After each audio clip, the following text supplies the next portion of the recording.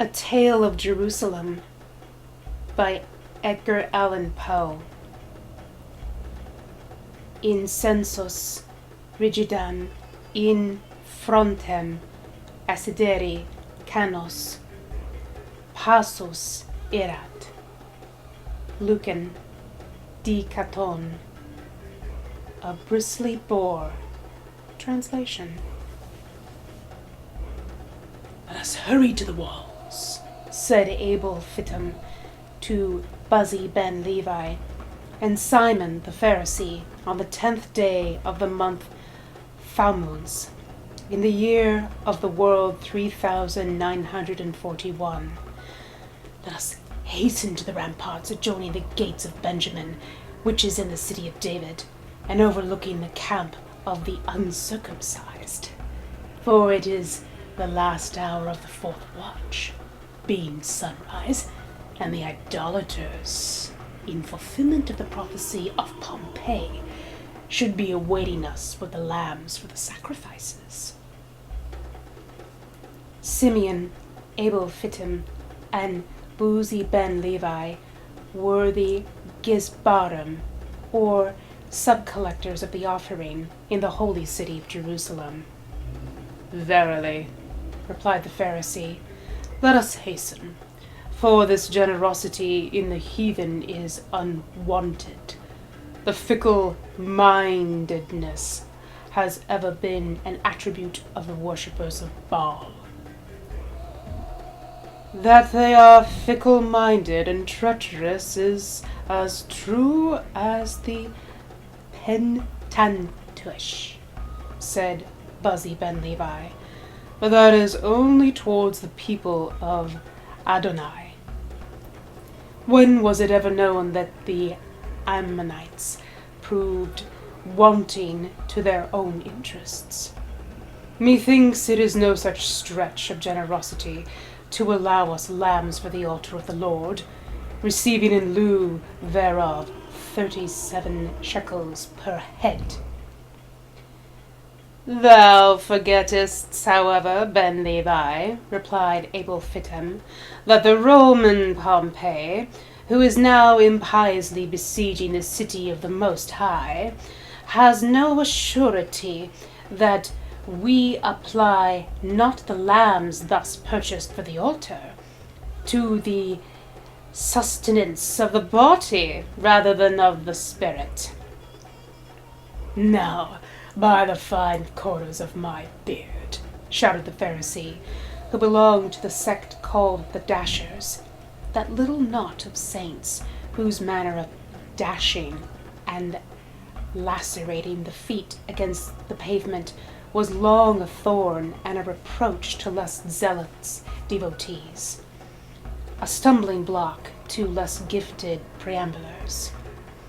"By the 5 corners of that beard which I as a priest am forbidden to shave, have we lived to see the day when a blaspheming and idolatrous upstart of Rome shall accuse us of appropriating to the appetites of the flesh and most holy and consecrated elements?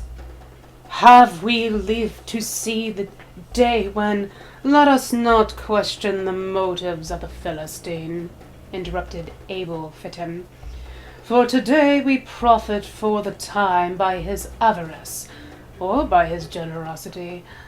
But rather let us hurry to the ramparts, lest offering should be wanting for that altar whose fire the rains of heaven cannot extinguish, and whose pillars of smoke no tempest can turn aside."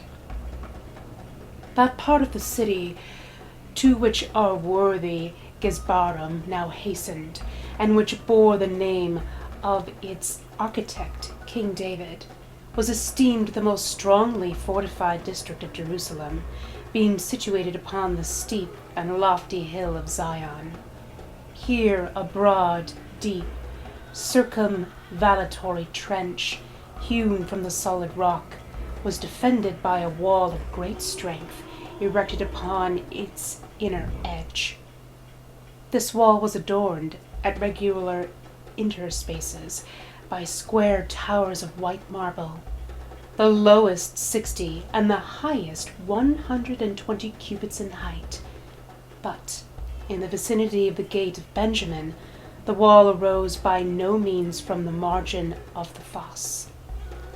On the contrary, between the level of the ditch and the basement of the rampart sprang up a perpendicular cliff of 250 cubits, forming part of the precipitous Mount Mora, so that when Simeon and his associates arrived on the summit of the tower called Adonai Bezek, the loftiest of all the turrets round about Jerusalem, and the usual place of conference with the besieging army, they looked down upon the camp of the enemy from an eminence excelling by many feet that of the pyramid of Shepos, and by several that of the temple of Belos. "Verily," sighed the Pharisee as he peered dizzyingly over the precipice, "the uncircumcised are as the sands by the seashore, as the locusts in the wilderness. The valley of the king hath become the valley of Abaddon." "And yet," added Ben Levi, "thou canst not point me out a Philistine. No, not one. From Elpha to Tau, from the wilderness to the battlements, who seemeth any bigger than the letter Jod." "Lower away the basket with the shekels of silver!" here shouted a Roman soldier in a hoarse, rough voice, which appeared to issue from the region of Pluto. "Lower away the basket with the accursed coin, which it has broken the jaw of the noble Roman to pronounce. It is thus you evince your gratitude to our master Pompeius, who, in his condescension, has thought fit to listen to your idolatrous importunities. The god Phobos, who is a true god, has been charioted for an hour, and were you not to be on the ramparts by sunrise? Ay, Doblo, do you think that we, the conquerors of the world, have nothing better to do than stand waiting by the walls of every kennel to traffic with the dogs of the earth? Lower away, I say, and see that your trumpetry be bright in color and just in weight." "El Elohim," ejaculated the Pharisee, as the discordant tones of the centurion rattled up the crags of the precipice and fainted away against the temple. "El Elohim, who is the god Phobos? Whom doth the blasphemer invoke? Thou, Buzi ben Levi, who art read in the laws of the Gentiles, and hast sojourned among them who dabble with the teraphim.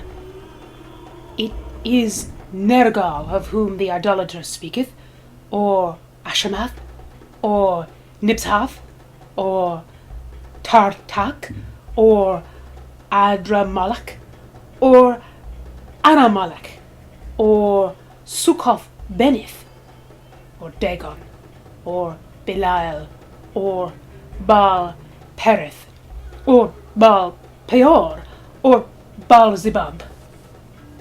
Verily it is neither, but beware how thou lettest the rope slip too rapidly through thy fingers. For should the wicker work chance to hang on the projection of yonder crag, there will be a woeful outpouring of the holy things of the sanctuary." By the assistance of some rudely constructed machinery, the heavily laden basket was now carefully lowered down among the multitude, and from the giddy pinnacle the Romans were seen gathering confusedly round it. But owing to the vast height and the prevalence of a fog, no distinct view of their operations could be obtained. Half an hour had already elapsed.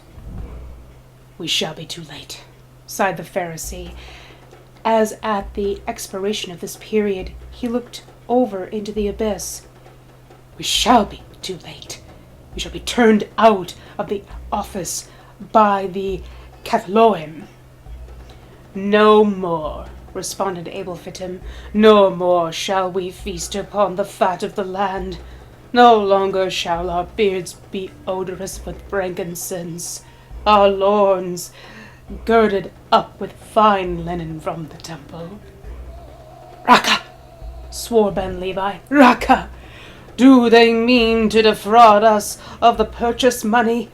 Oh, holy Moses! Are they weighing the shekels of the tabernacle? They have given the signal at last, cried the Pharisee. They have given the signal at last.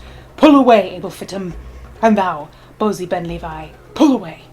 For verily the Philistines have either still a hold upon the basket, or the Lord hath softened their hearts to place therein a beast of good weight.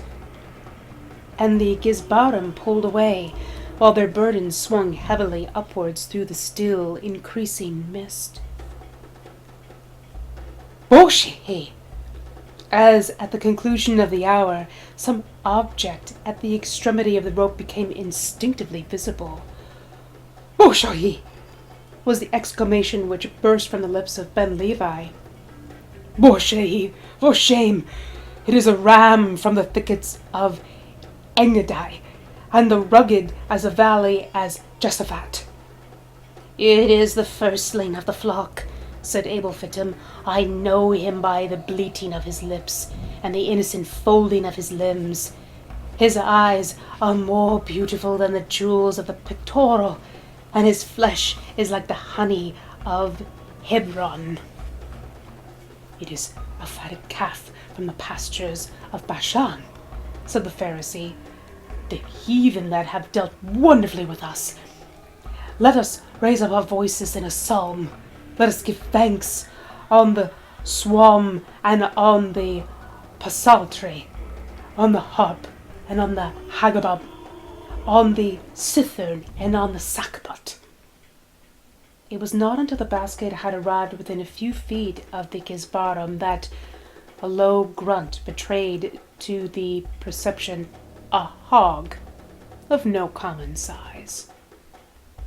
Now El Imanu, slowly and with upturned eyes, ejaculated the trio as, letting go their hold, the emancipated porker tumbled headlong among the Philistines. El Imanu, God be with us. It is the unutterable flesh.